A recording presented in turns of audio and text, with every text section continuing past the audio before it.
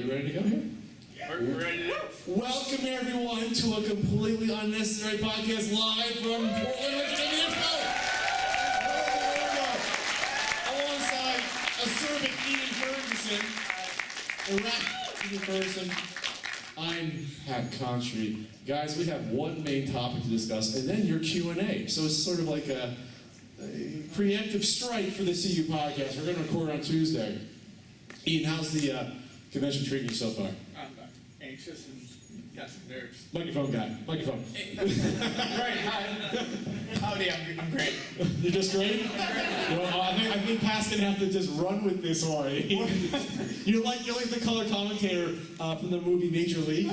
Bobby Euchre, the color commentator says like 3 words. Anyone? Yeah. No?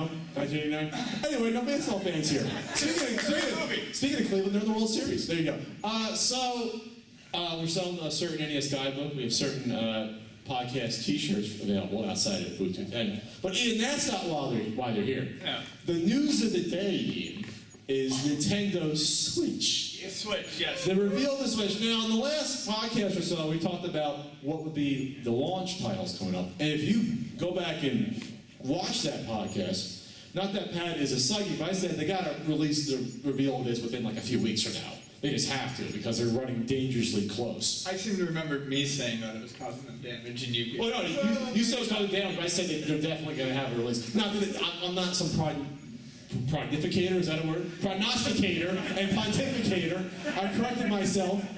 I write stuff. You have a pulpit? I have a pulpit? You have a pulpit. Just another P word? Yes. Okay, anyway, we're Preach from a pulpit. I don't know what we're doing right now. But the whole point is this, they had to announce it, and they announced it out of nowhere, Yes. like an RKO on the internet, with a 3.5 I prefer diamond cutting. Diamond cutter, ace crusher.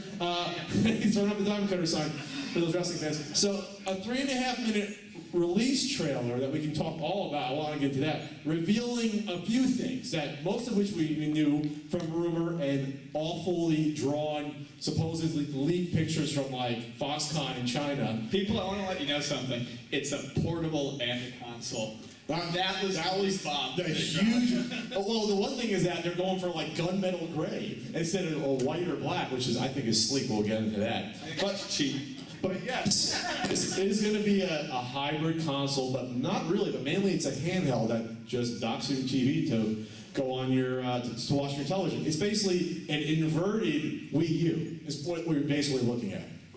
Okay. Yeah, fair enough. Fair enough. So, what did we learn? We learned that the cute little Joy-Con controllers Looks like a dog with wonky eyes. so you can slide them onto the tablet and use it like a handheld, like a 3DS, basically, or like a PSP to exist. Right. But then you can also just take the tablet and has this little, some phones even have them, the little little kickstand thing, and you can watch it and then use the little... Just use the other one. Use the other one. You can just use them totally independently, like almost like having a Wii nunchuck and having the wand, right? The remote and the nunchuck. Wiimote, nunchuck, whatever. The whole point is that you have a little more freedom with that, which is interesting. What's also interesting, they actually revealed also though, like I guess the Switch Pro controller is what it looked like. Right. At the same time, which will be your standard at this point, crosshair, 2 analogs. Xbox controller. The Xbox controller, yes, the standard Xbox controller for the past 10 or 12 years. So I think it was actually met with more positivity than I thought. Same. I was surprised where it's like, it's the end of Nintendo, this is it, we're seeing it right in front of us. It's always the end of Nintendo. But well, you didn't see that here. No. You saw that with the Wii U to a large extent. So either it's because people are being rational about this, or they really want Nintendo not to fail. Nintendo's not going to fail anyway. If no one buys a Switch, it's not like Nintendo's going to go out of business anyway. But because Run Mario's going to make $1 trillion when it comes out, and every other app game is going to come out in the future. But I like the fact that people were being level-headed about this. Yeah, no, so did I. the trailer was interesting because it taught me that 34-year-old men with dogs play video games until 6 in the morning. Oh, that's what you learned? To me, they're all 20-year-old hipsters, but okay. Okay. There was that. I also learned that playing fake basketball is more fun than playing real street ball. Sure. I don't know what court they were on, by the way. This is like out of a movie. They were like on by a bridge overhead. It was insane. I also learned that a lot of people have rooftop parties, and that's how you introduce them to Mario. Yes. So I made a joke that like this is Nintendo saying we're taking over the world, and if you don't have a Nintendo system, grandfather, then you'll be dead, and we're going to kill you by the time you're 30 anyway. There was no old people in this trailer. No. There was no children and no old people. They don't matter anymore. No, they don't. So this is like some dystopian future where Nintendo's taking over. It's the Nintendo World Order government. And yeah, you're killed off by the time you're 30. And if you don't play a Nintendo system, within 20 minutes, the little explosive in your head's going to go off. Because everyone took their Switch from their house. Oh my God, I gotta play. No, now I'm on the van plane. Oh my God, I'm in the airport. Oh my God. They had to play Nintendo systems every second of their day. That's what I got from that trailer. Am I wrong? They were originally going to call it the Nintendo Kill Switch. The kill switch. Hey, we're on to something here. They just See how we changed build it to the layers? I started the thought, Ian slammed it home. Yeah. Like on that court. We set them up and we knocked them down. So what I actually liked about the trailer, though, legitimately, was how they took these relatively non-revolutionary ideas and made them look really cute and fun. If you go back to the basketball thing, I liked how they set up the two screens with the kickstand facing each other, and they had two people playing because it reminded me of the head-to-head arcade machines, and I was like, oh, that's very cute. And I would play a sports game like that. That's very interesting.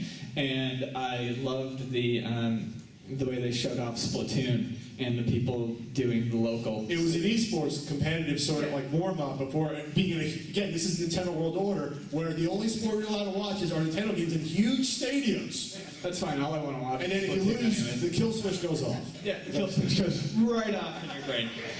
And it's not painless. It does hurt. It will hurt a lot. It's in the EULA.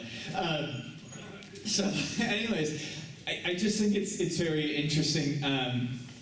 And some people have complained about the size of it. It's not really portable. Well, neither is your Apple iPad. Yeah, there's giant iPads. There's some phones that are huge and you can't fit. We've redefined the definition of portable, and if it can fit in a backpack or a bag, it's portable. I'm excited for it for a couple of reasons. It's not because I'm a Nintendo fanboy, it's because I'm a portable gaming fanboy. So I'll own one. The docking to the TV is kind of secondary for me. The other is the Nintendo Switch partner list. Now, obviously, people pledged support to the Wii U, and that was great. We got Batman and Asylum Special Edition. Whew, I think we got Assassin's Creed. Yeah, a Mass Effect 3 Special Edition 8 months after it came out of their systems. One Madden game. Now, big EA support. We're giving you one Madden game. We got Fast and the Furious. I'm trying to remember. I have like the entire Activision library because I have two friends who work there, and as a joke wedding gift, they gave me every Activision game they could scoop up off the ground before going to my wedding. Most of them aren't open, and that's fine. They're okay with that. They thought, they're like, here, haha, it's funny. But you look at this, and provided this goes through, this is great. I'd like to focus on what I think is the best partner, though, which is Spike Chunsoft. Spike Chunsoft is fantastic because I'm going to take that as Fire Pro Wrestling confirmed for the Nintendo Switch. Jesus Christ. Sorry, that's what I'm excited about. But you want to talk about the partners first? Yeah. I mean, so obviously the big hit with the Wii and the Wii U probably to even a worse extent was no third-party support or very weak. So of course these guys, it's not like it's written in blood, but then again, maybe Nintendo hired the Yakuza to go after them in case they would drop out. You have a nice variety of third-party publishers. We've got Atlas, so you've got RPGs, we've got Arc System Works, you got Activision. Fighters. You've got Activision, so you've got boring shit no one wants to play. But it's AAA titles that people need to have on their system. They'll sell it. Bethesda, yay! Capcom, some stuff. Sega, Codemasters with Dizzy on Switch. From Software. Armored Core 6, anyone? Come on, Armored Core. Great series. We all love Armored Core, right? DNA. Oh. All right. You made a mistake in the podcast 2 months ago. How about Square Enix? Square Enix is big. What? Even bigger is Marvelous, because that means I'll probably get a Center and Kagura game on there. Telltale is big. Platinum. EA, hopefully more than one game. Who keeps dropping the ball on things lately, but hey, they could turn it around. Epic Games. Epic Games? Yeah, they're listed. All right, so we're going to get Jazz the Jackrabbit Part 3. Is that too deep of a cut? Unreal Tournament, Switch Edition. Who did they involve with Gears of War at all at this point? I don't fucking know. Okay. Take-Two Interactive. Konami, we're going to get a lot of pachinkos. We're going to get Metal Gear Solid Zombie Edition. I guess that means. You know, it's going to be good. Ubisoft coming back in. Once again, Spike Chunks off. So it's a hearty list. It's not, the big one missing is Rockstar. That's like, if they had Rockstar on board, I think everyone would be like, oh my god, okay, this is for real, but this is still more than survivable. Oh, hold on. We forgot Namco is on board. Okay, yes, we forgot Namco. We've got Namco on board. Okay, so we're going to have Mappy Land Switch Edition. Yes. That's my question. Is everything going to be like Mario Switch instead of Mario 64, Mario Wii? That's going to be annoying. I really hope not. But I think are we over that? It's not 99, 2002 anymore. Let's go through the trailer, though. I was going to comment on a few things. Besides the fact that, yes, we covered the bases. The basis is the middle of it, where this guy literally does have the kill switch in his head, because he goes from in his apartment playing Skyrim, which we'll get into, then sharing the experience at the airport, then on the plane playing Skyrim, and then back home in the cab playing Skyrim again. So yes, there's something That's wrong what with this. Skyrim does to people. I taught my father how to play Skyrim. In 3 months, he logged 343 hours. And him and my mom are still married. It's impressive. Well, you have a Mario Kart game, which looks like just to be probably just a remastered Mario Kart 8. You have obviously the new Zelda game, which is going to be a launch title. That's confirmed. And then you have a Mario platformer game that looks suspiciously like a follow-up to Mario 64. Mm-hmm. There's only about 8 seconds of it, but could that be the secret game that was revealed to me before that is a platformer? Which, I don't know. Are they eating watercress sandwiches on the rooftop? I don't know. Again, everyone's like between 21 and 27 years old. They're all like upper middle class. Very nicely dressed. So why do you think Nintendo decided we don't want to market towards kids anymore? Because kids don't have money in their fucking pockets. Well, their parents do.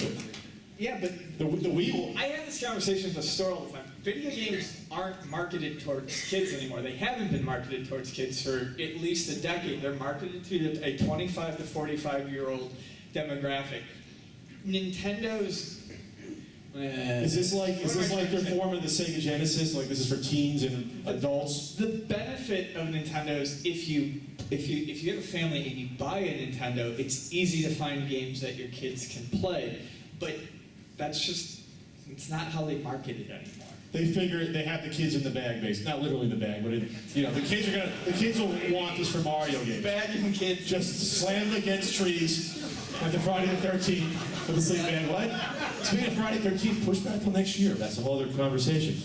So the other thing that's interesting about this is that the stock price fell 6% about after the announcement. Despite the enthusiasm. So remember, stock prices are all, it's the confidence of the people owning the stock. That's basically the confidence of the company. I'm not sure why you wouldn't have confidence in this. It's not like Wii U's are flying off the shelf and 3DS sales have slowed to a crawl because the system's been out for, 5-6 years at this point. It's even longer. So this is a follow-up to, for the first time really ever, it's a follow-up to a handheld console and as well as a traditional TV console. Right. Even though that's what Nintendo's saying, it's like, oh well, it's going to be a handheld. It's not going to replace the Wii U. Yeah, okay. Someone joked on Twitter because we talked about it. It's the third pillar. They're going to continue to support the 3DS Yes. and the Wii U, but the Switch is going to run concurrently with it. Sure. So I surmise just that all the people that had 3DS will probably buy it for the most part. Guilty. And then some of the people that bought the Wii U and not the 3DS, which there aren't many. If you bought the 3DS, you pretty much bought the Wii U, but not vice versa. So we're looking at sales probably above the Wii U, I can confidently say, but maybe below the 3DS as a safe bet. And even now, it'll be a success though. Even if it's somewhere in the middle, you'll like triple the amount of Wii U sold from the Wii U to this. Yeah. So in terms of that, you're successful, but I think the ceiling is going to be higher. You know. I think a couple things are important to consider that will really affect it. If this is to be taken seriously as a portable follow-up, battery life has to be a concern. Sure. I think they've got to really shoot for at least 4.5 to 5 hours on it. It's using a version of the NVIDIA Tegra chip. Custom chip. So I who don't know. knows? Who knows if they figure some magic out there that But powerful, but can also. it's got to be 4.5 to 5 hours. 3-hour battery life isn't going to cut it. Also, the backwards compatibility already seems like it's being botched. They've already said that no physical. Well, of course, there can't be physical backwards compatibility with Wii U games. There's no disk drive. I'm kind of surprised there's no backwards compatibility with physical 3DS games, given that it's a cartridge slot, and they probably could. Card. It looks like a big, Cartridges are back. No, they're not. It's a card. It looks like a big piece of chewing gum.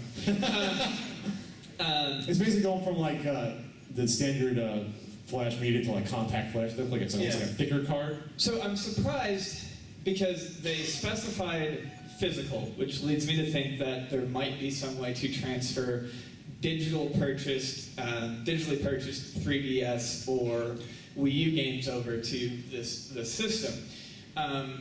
Obviously, there's not a ton of info out there, but then that leads me to wonder: is this a touchscreen? And if not, then how would the 3DS games work? Would you black bar them on the side? Would you divide it in half? How are you doing this? I would think for menu operation, it'd have to have a touchscreen. I think that would make sense. But it doesn't show anyone touching it. Well, they're also wild-eyed and crazy playing this game. They want to stay alive. Exactly, I want to stay alive. They need to Let's play huddled in the van. Let's play after basketball. You know, I think it's true. Well, that's a bizarre trailer. When I'm talking about the song, which to me is like an interesting choice. Mm-hmm. It's like sort of a It's bizarrely jaunty too. jaunty, kind of jazzy They're ballad. playing a clown like me. It's not good. It's not good. Anything else would have been What better than that. if they did this, Ian? Okay. No backwards, Pitch me. no backwards compatibility. But we know your account's probably going to be crossing over to this from the Wii U. Mm-hmm. We know what you bought, what you registered. For a nominal fee of $10 or $15, you can download the remastered version of Splatoon that you already bought before. Yeah, I mean, Something like that. Is that out of the realm of possibility? no, it's not. Maybe that's the way they can make more money doing that, but also then the fans won't be ultra pissed off because they're still getting thrown a bone, even though it's going to be a bone out of their pocket. Bone, bone, bone, bone. What's she gonna do? Anyways, yeah, that's fine. Both plays in harmony. That would be totally yeah. I'm the one bad singing now. We're both See you singing at poorly. cross. Anyways, Okay. let's stop. So again, they showed off Skyrim for like half of it with that crazy guy who could not play Skyrim. So you'd assume that would be on this system since it's coming back remastered to the other consoles. Yes.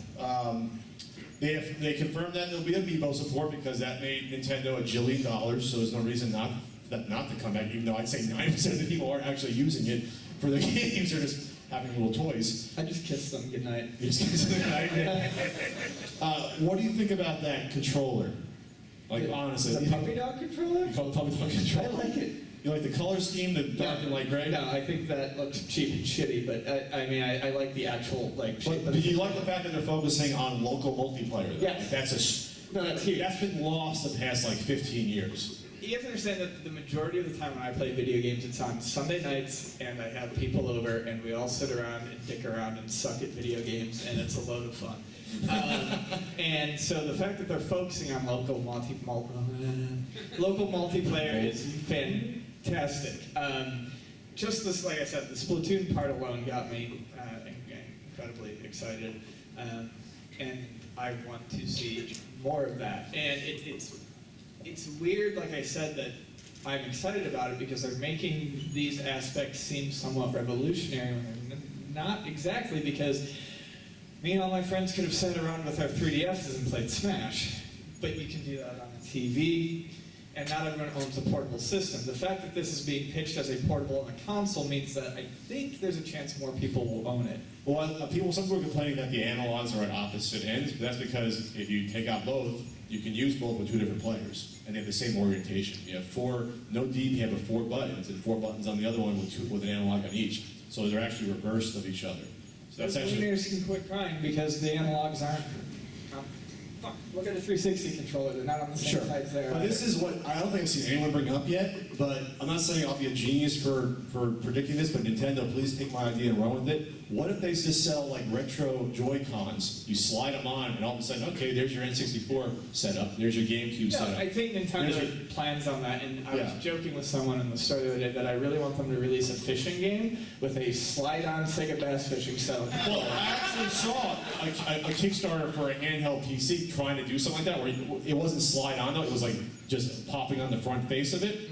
But with this though, Nintendo can make their NES version of this, Super Nintendo or the retro one, sell it for $15 and they'll sell like 1 million of them. Yeah. It'll cost them like $1 to produce. So in terms of business savvy, that's a first. No, I think it's Nintendo, they love gimmicks and gadgets. We'll definitely see modular type controllers. I think we'll see some specialty ones.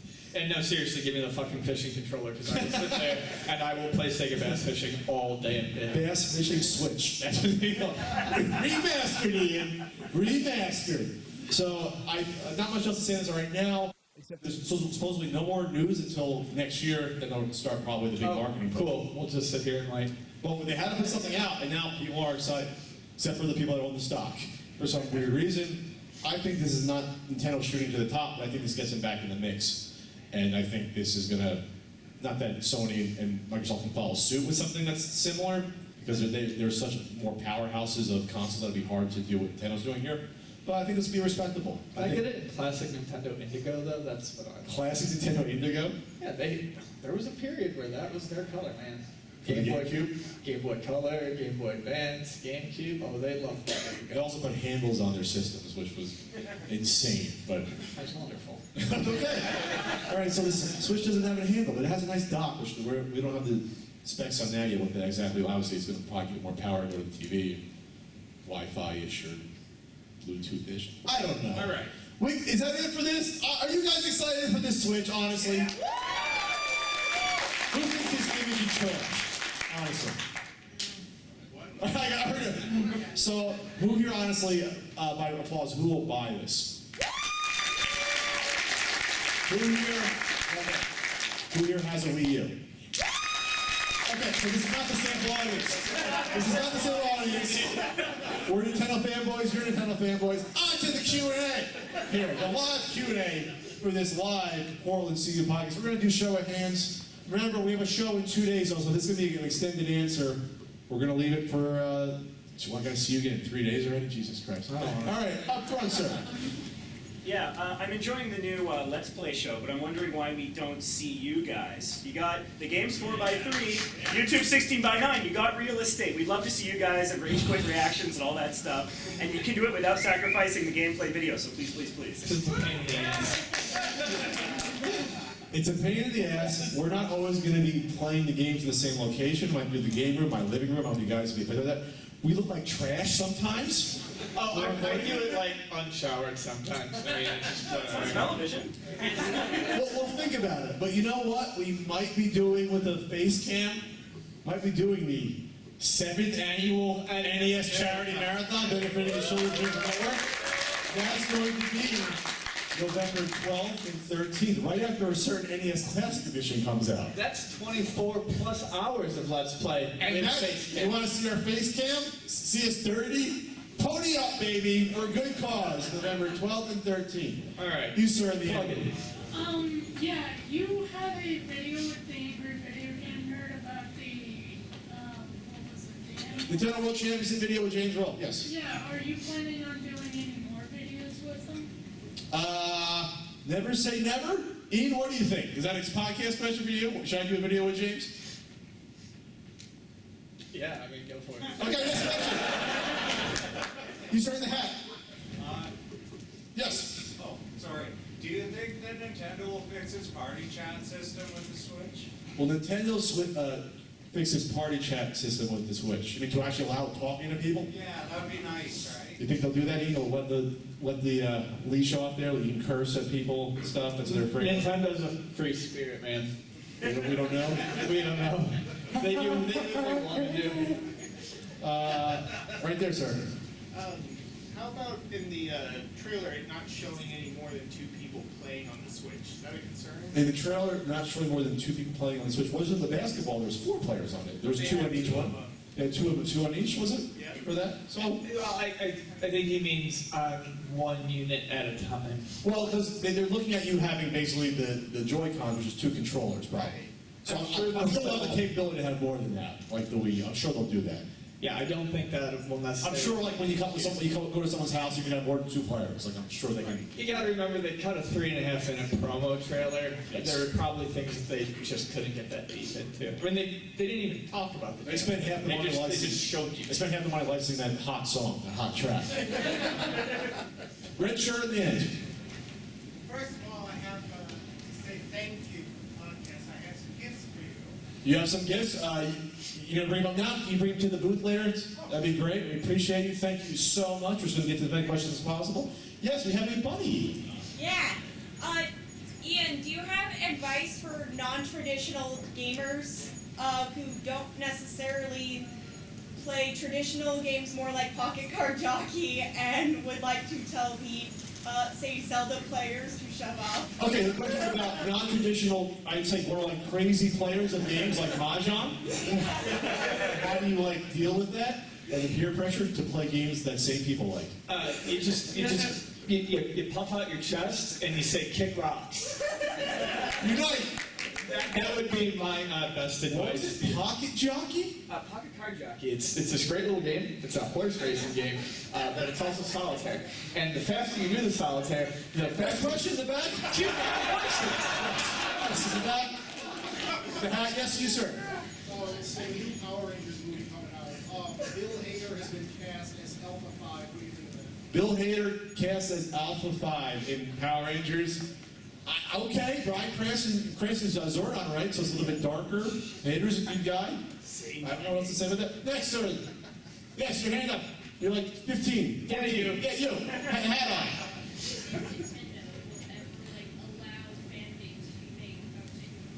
Will Nintendo ever allow fan games to be made without taking them down? Ian, what do you think? Magic 8 Ball. Signs say no.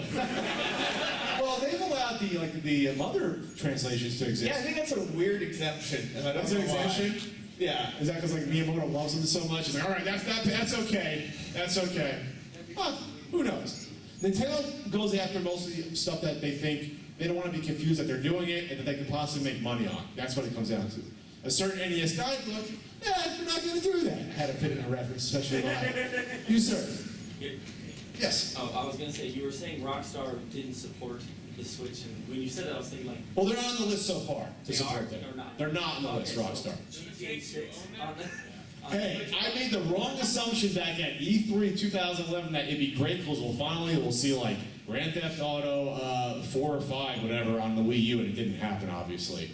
So, I don't. You think this will be as powerful? We don't know how powerful it's going to be. That's the thing. People are like, oh, it's going to be as powerful as a PS3, but not a PS4, somewhere in between. If it's close to a PS4, I don't see why it wouldn't be, because this is like 3 years after a PS4 custom. I'm just spitballing. Why wouldn't Rockstar want to support it? If it's going to be easy to port it over, why not? You know, we don't know the power of it. There's no specs. Yes.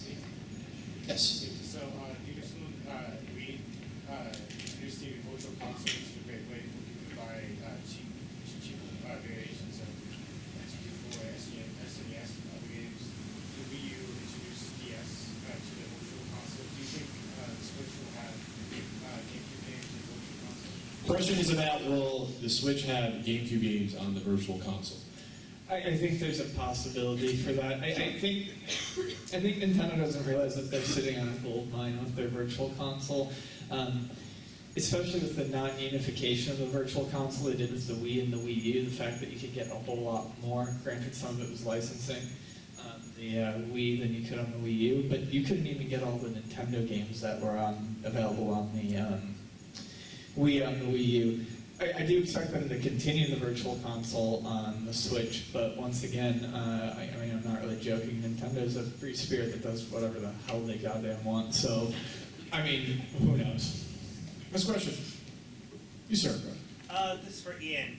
So, No Man's Sky. Yeah. You finally reached a stopping point where you're comfortable with how far you got in the game? Or Yeah, I did. You know, when I did my review, when I was talking about it, I actually said that I expect to play this for about a month, be happy with it, and be done. And I did. I played it for about a month. I enjoyed it, and I was done.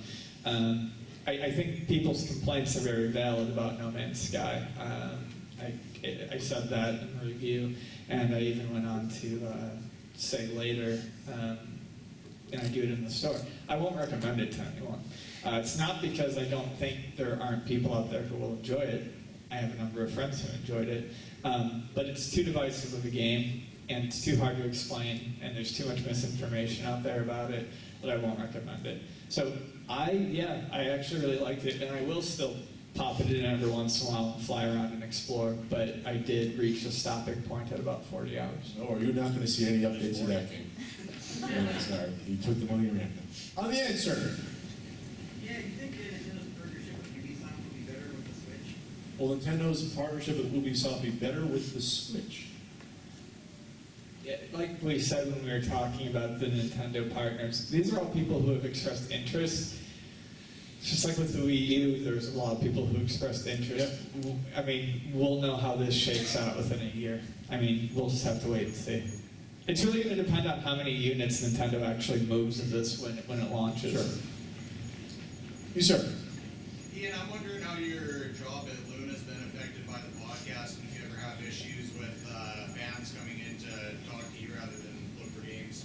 Question is, how has the podcast affected Ian's job at Luna Video Games? 2 locations in San Diego. Kind of a dangerous question. In a lot of ways, it's affected it positively. People will from out of town, will make a special stop in. They'll say hi. They're very friendly. We chat for a while. They browse around. They shop. They buy some things. It brings business into the store.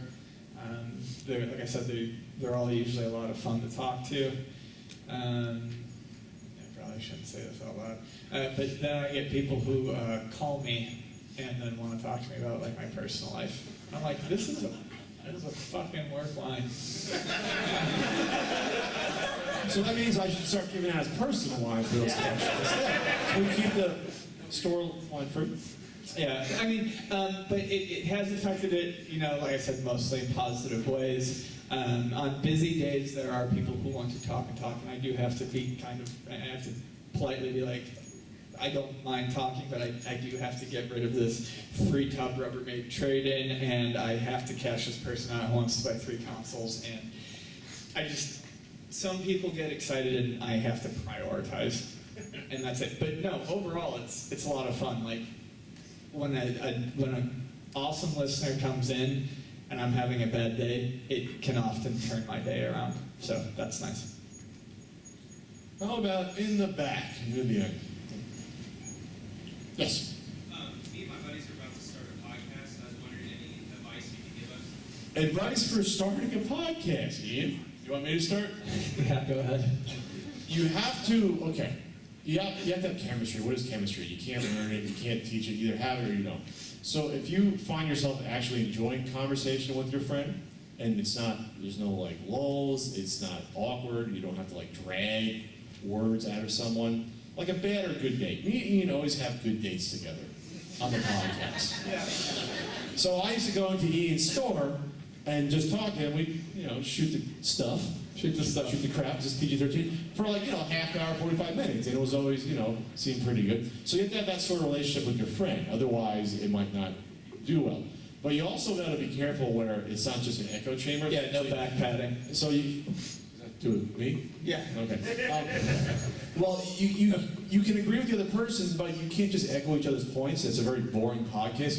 You'd be able to think in slightly different ways about things. Not necessarily disagree. I disagree with you on lots of stuff, and the same here, but you have to be able to add something in the conversation and challenge the person as well, even on stuff you agree with. You have to look at things in different ways. That's the big thing. Even when you agree, you have to be able to come at it from a different angle and insert something that the other person wasn't thinking of, and that's how you keep things interesting.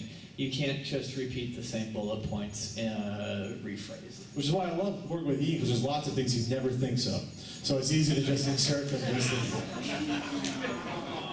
Oh, wow. I thought I'd get more loud than that. These are then. I don't want to bring up Ian's personal life again, but... Oh, Jesus God, yes, please.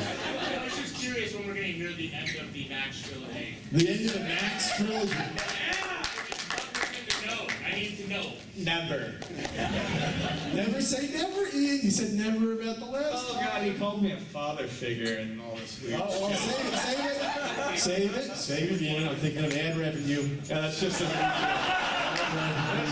you know, it has to be over 10 minutes. Just a taste. So we get that post roll as well. We got a few more minutes left. We got a couple more minutes. We'll do probably do like 2 more. You, sir. How's Frank? How's Frank? Frank is fantastic. He's great. He's always Frank great. is great. He's probably relaxing somewhere, maybe smoking some substance from the earth. Smoking or not. He's a great cook. He'll like just cook random stuff. Like, yeah, I cooked the chicken, got some ribs going. Great cook. If you ever stop by some Sunday, will you? That was a quick question, so we can do 2 more. All right, in the back, sir. In the end, last, you, sir, black shirt.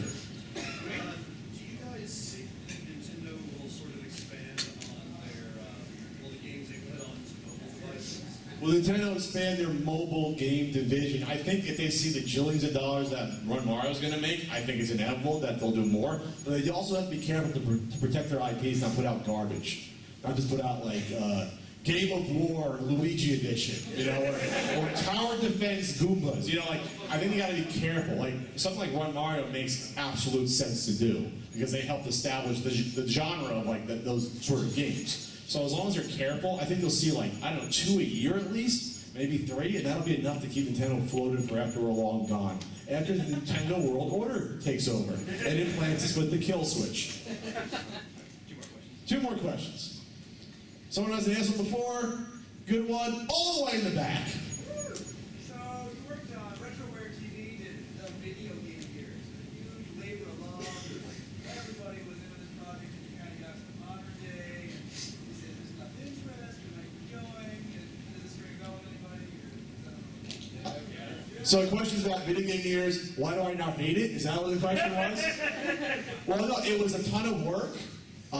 John and I were not paid to work on the show, so every part of my life suffered professionally, little person aside. No, but honestly, it was a great show. It was fun. Me and Ian actually liked to shoot it once we did it. We had a blast shooting it, and I mean, it was fun because my production credit was really I mediated all the arguments between Pat and Rue when we were coming up with topic lists. But it was exactly as you put, a labor of love, and it was... Sometimes not love. It got that. There's a lot of behind-the-scenes stuff that, when I write my telebook at 40 and burn all my bridges, you'll hear all about it. There's about certain YouTubers and how they behave behind the scenes. All right. Oh, one more question. One more question. Good question. Everyone's boring. It's better be a damn good question, sir. Okay, how did Ian start Luna Games? I did it. You start doing this? I did it. You did not start it. It's a very common misconception. One more good question. Sorry, that was bad.